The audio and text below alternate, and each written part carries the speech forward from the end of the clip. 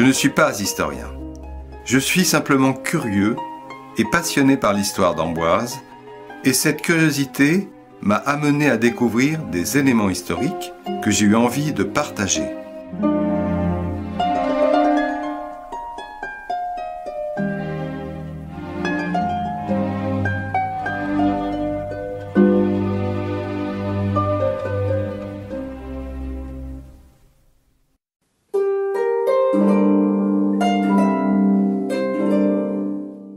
Ce monticule sur les Châteliers, appelé la butte de César, est sans doute l'endroit le plus mystérieux d'Amboise. Son nom provient de la légende qui a longtemps circulé dans la ville, qui voulait que Jules César ait passé un hiver à Amboise. L'origine de cette croyance provenait du fait que Jules César avait écrit dans la guerre des Gaules que ses légions avaient passé un hiver chez les Turonnes. Malheureusement, lors des nombreuses fouilles qui ont été effectuées sur le site des Châteliers, on n'a jamais, à ma connaissance, trouvé de monnaie romaine parmi les nombreux objets découverts, ceux qui portent un coup à la légende. De plus, ce nom de butte de César est relativement récent, puisque sur le plan de Siette qui date de 1619, le nom qui figure est celui de Motte aux Conils, les conils étant le nom que l'on donnait à l'époque aux lapins. Si l'on sait maintenant qu'Amboise était la capitale des Turonnes, la butte est vraisemblablement antérieure à ceci, puisqu'elle daterait de l'âge de bronze ou du premier âge de fer, ce qui placerait son origine à plus de 1000 ans avant notre ère.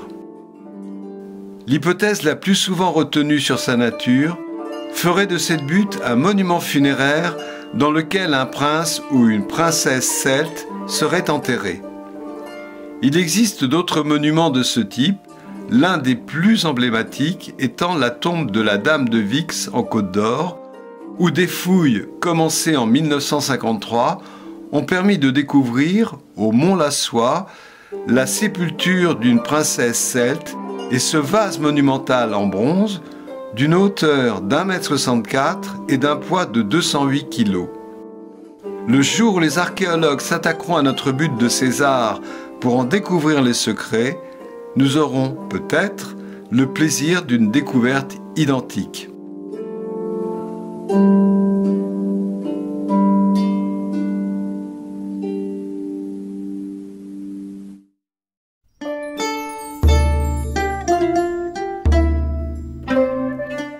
En 1470, le conflit dynastique qui sévit en Angleterre depuis 15 ans et que l'histoire retiendra sous le nom de guerre des Roses bat son plein. Édouard IV est roi après avoir renversé et emprisonné Henri VI. En juin 1470, la femme d'Henri VI, Marguerite d'Anjou, s'est réfugiée avec son fils Édouard de Westminster, prince de Galles, auprès de Louis XI à Amboise. Pour renverser Henri VI, Édouard IV a été aidé par Richard Neville, comte de Warwick, surnommé par Shakespeare The Kingmaker, c'est-à-dire le faiseur de rois. Mais Warwick, pour diverses raisons, entre en conflit avec Édouard IV. Il imagine alors de s'allier avec Marguerite d'Anjou pour remettre son mari Henri VI sur le trône, et il vient à son tour à Amboise dans ce but. Marguerite ne l'accueille pas à bras ouverts et il faut toute la diplomatie de Louis XI pour qu'ils parviennent à un accord dans lequel ils regrouperont leurs forces pour envahir l'Angleterre et renverser Édouard IV. Pour sceller cet accord, Warwick propose le mariage de sa fille Anne Neville, qui a 14 ans et qui l'accompagne, avec le fils de Marguerite, Édouard de Westminster, prince de Galles, qui a 18 ans. Les fiançailles sont célébrées à Angers le 25 juillet 1470. Quant au mariage, comme il fallait attendre une dispense papale, il faudra patienter jusqu'au 13 décembre 1470 pour qu'il soit célébré à Amboise par le grand vicaire de Bayeux. Certains historiens mettent en doute que le mariage ait été consommé, Marguerite d'Anjou ayant voulu laisser une possibilité d'annulation pour permettre éventuellement un mariage ultérieur plus prestigieux. Mais c'est le destin qui décide et Édouard de Westminster, qui va mourir l'année suivante lors de la bataille de Tewkesbury, le 4 mai 1471, ne sera jamais roi, alors qu'Anne de Ville va devenir reine en épousant en secondes noces le roi Richard III, que Shakespeare, encore lui, a immortalisé en lui prêtant lors de la bataille de Bosworth où il allait mourir cette phrase devenue célèbre « My kingdom for a horse », c'est-à-dire « mon royaume pour un cheval ».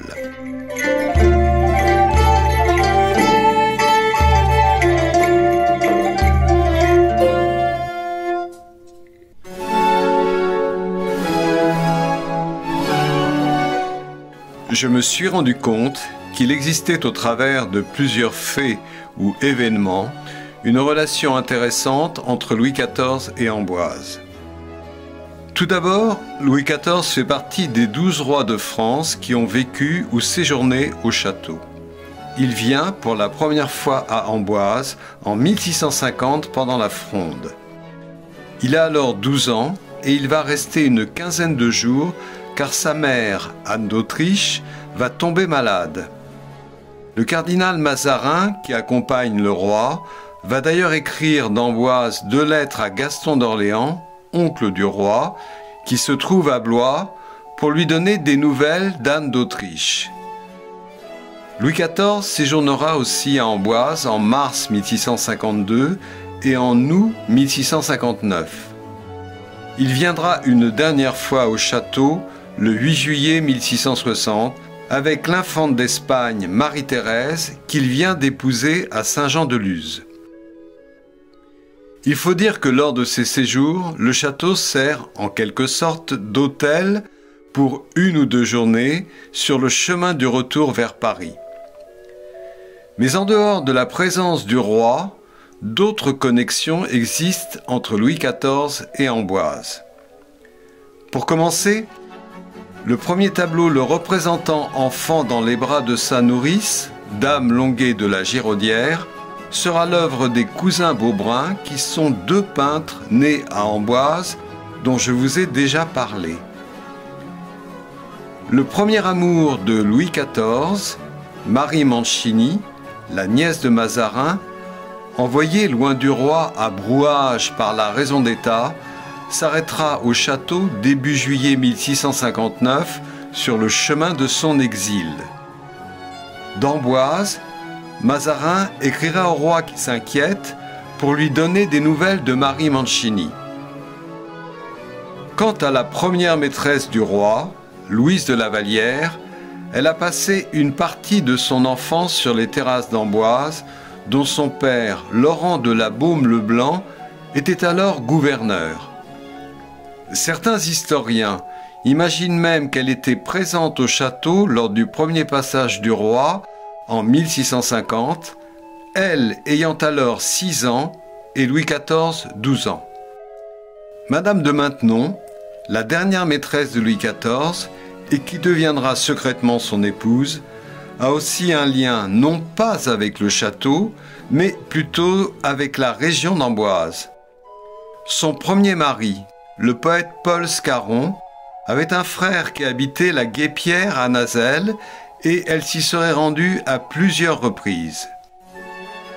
Enfin, le 21 novembre 1661, Louis XIV donne l'ordre à D'Artagnan d'amener au château d'Amboise, début décembre, Nicolas Fouquet, surintendant des finances, qu'il vient d'arrêter à Nantes. Fouquet en repartira 3 semaines plus tard pour aller finir ses jours, après avoir été jugé, dans la forteresse de Pignerol.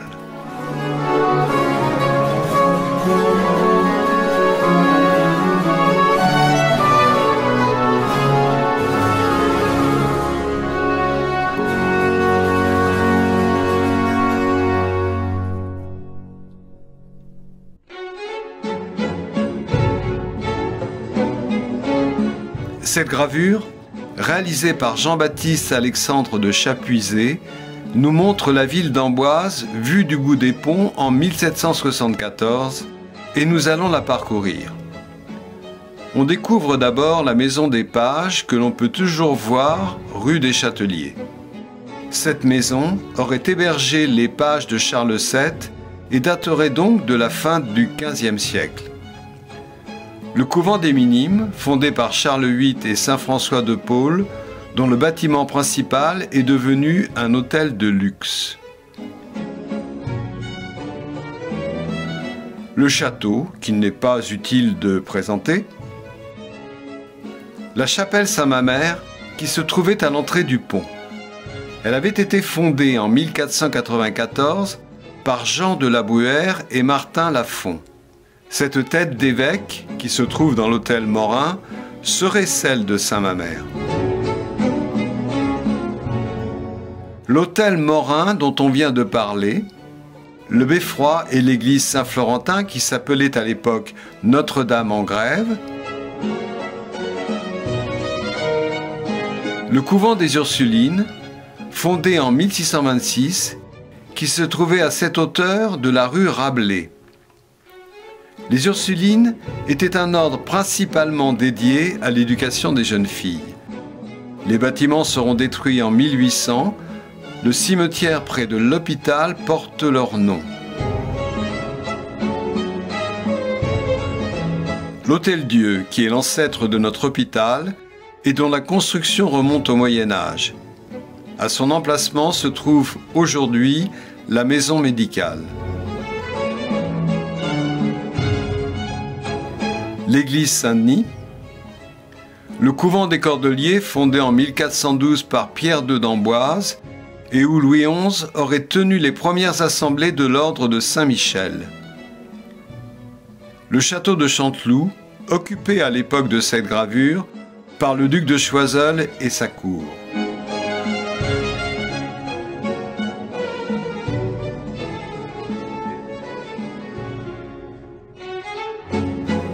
La chapelle Saint-Roch, qui se trouvait rue Comire, sur l'île d'Or, dont on sait peu de choses et qui sera détruite après avoir été vendue comme bien national à la Révolution. Notre-Dame du Bout des Ponts, construite en 1521.